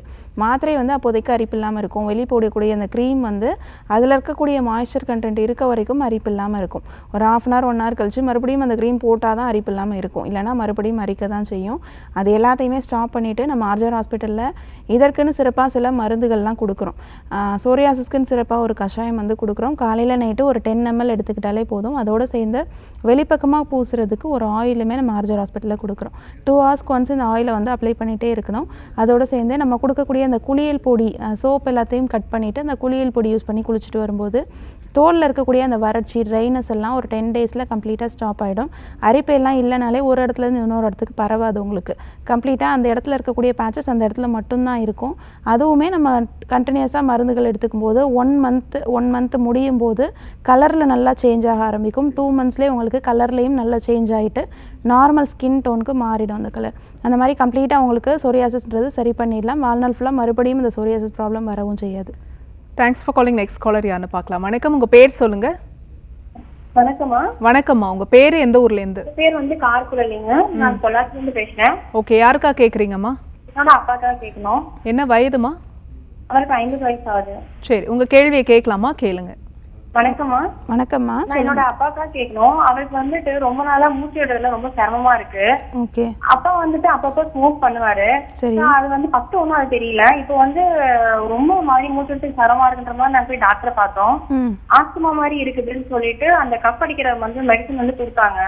சரி. ஏன்னா அது இருந்தா மட்டும்தான் அவரால் வந்து மூச்சு வந்து நார்மலா விட முடியுது. இன்னும் சுத்தமா மூச்சு விடவே முடியல. ரொம்ப எத்தனை டைம் எடுக்கிறாரு? ஒரு நாளைக்கு 2 டைம் எடுத்துக்கிறாரு. எவ்வளோ நாளா எடுக்கிறாருமா? ஒரு 6 மாசமா எடுத்துக்கிறாரு. சரிம்மா. பஃப் எடுத்துக்கிறத கம்ப்ளீட்டாக வந்து நிப்பாட்டிடலாம். பஃப் எடுத்துக்கிறதுனால மூச்சு விடுறது வந்து ஓரளவுக்கு தான் சரி பண்ண முடியும். நிரந்தரமாக அந்த வீசிங்கை வந்து பஃப் எடுக்கிறதுனால வந்து சரி பண்ண முடியாது. 6 மாதத்தில் 2 டைம் எடுக்கிறாங்க, காலையில் நைட் 2 டைம் எடுக்கிறாங்கன்னா இன்னும் அடுத்த 6 மாதத்தில் வந்து 4 டைமாக மாறலாம். 4 டைம் 8 டைமாக மாறலாம். 10 டைம் 15 டைமுக்கு மேலே பஃப் எடுக்கிறவங்களாம் இருக்காங்க. போக போக அதோடைய சிவியாரிட்டி அதிகமாகிட்டே தான் போகுமே தவிர ஆஸ்துமா தொந்தரவு நிரந்தரமாக அதனால் குணப்படுத்தவே முடியாது. பஃப் எடுக்கும்போது உங்களுக்கு அந்த மூச்சுக்குள்ளெல்லாம் விரிவடையும். உள்ளே இருக்கக்கூடிய அந்த சளியெல்லாம் நார்மலுக்கு வரும். ஆனால் மறுபடியும் ஒரு 2 ஹவர்ஸில் பார்த்தீங்கன்னா அதே கண்டிஷன் தான் வரும். மறுபடியும் அந்த ப்ராங்கஸ்ன்னு சொல்லக்கூடிய அந்த டியூப்ஸ் எல்லாம் சுருங்க தான் செய்யும். உள்ளே இருக்கக்கூடிய ஆல்வியோலேஸ்ன்னு சொல்லக்கூடிய காற்று பைகள்லாம் மறுபடியும் அதே மாதிரி சுருங்க தான் செய்யும். இதெல்லாம் இந்த பஃப்னால் வந்து சரி பண்ணவே முடியாது. இதற்குன்ட்டு சில வெளிப்பக்க ட்ரீட்மெண்ட்ஸ் நம்ம ஆர்ஜர் ஹாஸ்பிட்டலில் கொடுத்துட்ருக்கோம். நசியம் சொல்லக்கூடிய ட்ரீட்மெண்ட்டு, தூமபானம் சொல்லிட்டு ஒரு புகை சிகிச்சை வந்து நம்ம ஆர்ஜர் ஹாஸ்பிட்டலில் கொடுக்குறோம். இது என்னென்னா மூலிகை புகை வச்சு நம்ம மூக்கின் மூலமாக உள்ளே செலுத்தி உள்ளே தேங்கி இருக்கக்கூடிய சளியை வெளியே எடுக்கக்கூடிய ஒரு ட்ரீட்மெண்ட்டு. நாள்பட்ட சளியாக நம்ம நெஞ்சு பகுதியில் தேங்கி இருக்குது, நம்மளுடைய லங்ஸில் தேங்கி இருக்கக்கூடிய அந்த நாள்பட்ட கோழையை வந்து கரைச்சி வெளியில் எடுக்கக்கூடிய அந்த ட்ரீட்மெண்ட். இதோடு சேர்ந்து செஸ்ட்டு பொடி கீழி சிகிச்சை அப்படின்ற ஒரு ட்ரீட்மெண்ட்டும் நம்ம ஆர்ஜர் ஹாஸ்பிட்டலில் கொடுக்குறோம். நெஞ்சு பகுதிகளில் மூலிகை பவுடர் வச்சு கொடுக்கக்கூடிய ஒரு ஒற்றடை ட்ரீட்மெண்ட்டு தான் இது. இது பண்ணும்போதும் அந்த செஸ்ட்டு டைட்னஸ் நார்மலுக்கு வர ஆரம்பிக்கும். சில பேருக்கு நெஞ்சே வந்து இறுக்கமாக இருக்குதுன்னு சொல்லுவாங்க. அதில் இருக்கக்கூடிய மசில்ஸ்லாம் ரொம்ப இறுக்கமாகி போயிருக்கும். மசில்ஸோட ஸ்டிஃப்னஸ் ரொம்ப அதிகமாக இருக்கும். அந்த செஸ்ட்டு டைட்னஸ் இருக்கக்கூடிய அந்த ஆஸ்துமா பேஷண்ட்டுக்கு இந்த செஸ்ட்டு பொடி கீழின்னு சொல்லக்கூடிய அந்த ட்ரீட்மெண்ட் கொடுக்கும்போது அது எல்லாமே உங்களுக்கு நார்மலுக்கு வந்து உள்ளே இருக்கக்கூடிய சளியும் கரைஞ்சி வெளியில் வர ஆரம்பிக்கும். இதோடு சேர்ந்து பஃப் எடுக்கக்கூடிய வேலையுமே வந்து கொஞ்சம் கொஞ்சமாக வந்து குறைய ஆரம்பிக்கும். 10 டேஸ் 15 டேஸில் அந்த பஃப்பை கம்ப்ளீட்டாக ஸ்டாப் பண்ணிவிட்டு நம்ம மருந்துகளில் மட்டுமே அதை நிரந்தரமாக குணப்படுத்தியிருக்கோம். நிறைய பேருக்கு அந்த மாதிரி பண்ணி மறுபடியும் 10 வருஷம் ஆகியும் அந்த சளியோ கோழியோ வராமல் இருந்திருக்கு. வீசிங்காக பஃப்புமே அதுக்கப்புறம் எடுக்காமல் இருந்திருக்காங்க. அதே மாதிரி அப்பாவுக்கும் சரி பண்ணிடலாம். நேரில் அவரை கூட்டிகிட்டு வந்து முறையாக சிகிச்சை எடுத்துக்கோங்க. நம்ம ஆர்ஜர் ஹாஸ்பிட்டலில் ஆஸ்துமாவுக்குமே சிறப்பான சில மூலிகை சிகிச்சைகளும் உள் மருந்துகளும் இருக்குது. நிரந்தரமாக குணப்படுத்திடலாம். வணக்கம், உங்க பேர் சொல்லுங்க. என் பேர் அனிதா மேம். எந்த ஊர்ல இருந்துமா? சேலம். ஓகே, யாருக்கா கேக்குறீங்க? எங்க அத்தைக்கா கேட்கணும். என்ன வயதுமா உங்களுக்கு? 52. சரி, தொடர்ந்து உங்க கேள்வியை கேட்கலாமா? கேளுங்க. வணக்கம்மா. வணக்கம்மா. சொல்லுங்க. எங்க அத்தைக்கு கை கால்லாம் வலி இருக்குது. ஜாயிண்ட் பெயின் ரொம்ப இருக்குன்னு சொல்றாங்க. ஓகே. கை விரல்லாம் அப்பப்போ வீங்கிக்கிடுது. காலில் வேற கொஞ்சம் வீக்கமா தெரியுதுங்க. அது ஒத்தனம் கொடுத்தாதான் கேட்கிற மாதிரி இருக்கு. சரி, எவ்வளவு நாளா இருக்கு? ஒரு 4 மாசமா இப்படிதான் இருக்கு. அவங்க வெளியே வலி இருக்கும்போது டேப்லெட் வாங்கி போட்டுக்கிறாங்க. சரிம்மா. பிளட் டெஸ்ட் ஏதாவது எடுத்தாங்களா? எடுத்ததுல அவங்க முடக்குவாதமான இருக்கு, அது மாதிரி இருக்குன்னு சொல்லி சொன்னாங்க. சரிம்மா. இந்த மாதிரி வலி இருக்குது, வீக்கம் இருக்குது அப்படின்னா அது முடக்குவாதம் தான். சரிங்களா? 4 மாதமாக வலி வருது, விட்டு விட்டு இருக்குது, நம்ம மேலே ஒத்தரம் கொடுத்தா நார்மலுக்கு வருது, மறுபடியும் அந்த வீக்கம் வருது அப்படின்னா அது முடக்குவாதம் இருக்கக்கூடிய ஒரு கண்டிஷன் தான். முடக்குவாதத்துக்கு நம்ம மேலே ஆயில் அப்ளை பண்ணுறது முதல்ல வந்து அவாய்ட் பண்ணணும். தேவையில்லாத வாத நீருடைய தேக்கம் நம்மளுடைய ஜாயிண்ட் ஸ்பேஸ் ஃபுல்லாக ஆக்குப்பை பண்ணுது அப்படின்னா தான் வீக்கம் வந்து வரும். காலையில் எழுந்தோடனே மார்னிங் ஸ்டிஃப்னஸ் அப்படின்னு சொல்லுவோம். எழுந்தோடனே வந்து அவங்களால கை மடக்க முடியாது, நீட்ட முடியாது, ஒரு அடி கூட எடுத்து வைக்க முடியாது, காலை உடம்பு ஃபுல்லாகவே வந்து ஸ்டிஃபாக இருக்கும். அந்த மாதிரியான ஒரு கண்டிஷன் தான் அந்த முடக்குவாதம் இருக்கும், முடக்குவாதத்தில் வந்து இருக்கும். இதற்குமே நம்ம ஆர்ஜிஆர் ஹாஸ்பிட்டலில் ஃபுல் பாடிக்கும் மூலிகை பொடி கிளி சிகிச்சை அப்படின்னு ஒரு ட்ரீட்மெண்ட் வந்து கொடுக்குறோம். ஆயிலே இல்லாமல் மூலிகை பவுடர் வச்சு நம்ம அந்த ட்ரீட்மெண்ட் வந்து கொடுக்குறோம். இதோட சேர்ந்து ஊத்வர்த்தனை அப்படின்னு சொல்லக்கூடிய ஒரு ட்ரீட்மெண்ட்டும் நம்ம ஆர்ஜிஆர் ஹாஸ்பிட்டலில் கொடுக்குறோம். ஒரு 10 நாள்லேருந்து 15 நாள் இந்த ட்ரீட்மெண்ட் எடுத்தாலே போதும், முடக்குவாதம் நிரந்தரமாக குணப்படுத்திடலாம். நீங்கள் ஆல்ரெடி பிளட் டெஸ்ட் எடுத்திருக்கீங்க, உங்களுக்கு ஆர்ஏ ஃபேக்டர்லாம் ரொம்ப ஹையாக இருந்திருக்கும். நீங்கள் அந்த 15 நாள் ட்ரீட்மெண்ட்டுக்கு அப்புறம் அகைன் இந்த டெஸ்ட்லாம் எடுத்தீங்க அப்படின்னா எல்லாமே நெகட்டிவ் ஆகிடும். முடக்குவாதமும் நிரந்தரமாக குணப்படுத்திடலாம். வாழ்நாள் ஃபுல்லாக மறுபடியும் இந்த முடக்குவாதம் பிரச்சனையே வராது உங்களுக்கு. தேங்க்ஸ் ஃபார் காலிங்மா. டாக்டர் ஆர்ஜிஆர் ஹெர்பல் ஹாஸ்பிட்டல் எந்தெந்த இடத்துலலாம் இருக்குது டாக்டர்? ஆர்ஜிஆர் ஹெர்பல் ஹாஸ்பிட்டல் பார்த்தீங்கன்னா 100க்கும் மேலே பிரான்ச்சஸ் இருக்குது. தமிழ்நாட்டில் மட்டுமே 36 பிரான்ச்சஸ் இருக்குது. இது தவிர ஆந்திராவில் ஒரு 19 கிளைகள் இருக்குது. தெலுங்கானாவில் பார்த்தீங்கன்னா ஒரு 14 பிரான்ச்சஸ் இருக்குது. பாண்டிச்சேரியில் ஒரு பிரான்ச் இருக்குது. மகாராஷ்டிராவில் பார்த்தீங்கன்னா ஒரு 17 பிரான்ச்சஸ் இருக்குது. இது தவிர கர்நாடகாவில் ஒரு 15 பிரான்ச்சஸ் இருக்குது. இந்த மாதிரி 100க்கும் மேற்பட்ட பிரான்ச்சஸ் இருக்குது. 250க்கும் மேற்பட்ட டாக்டர்ஸ் வந்து சிறப்பான மூலிகை சிகிச்சைகள் கொடுத்துட்ருக்காங்க. ஓகே, இப்போ மற்ற மருந்துகளுக்கும் மூலிகை மருந்துகளுக்கும் என்ன வித்தியாசம் இருக்குது?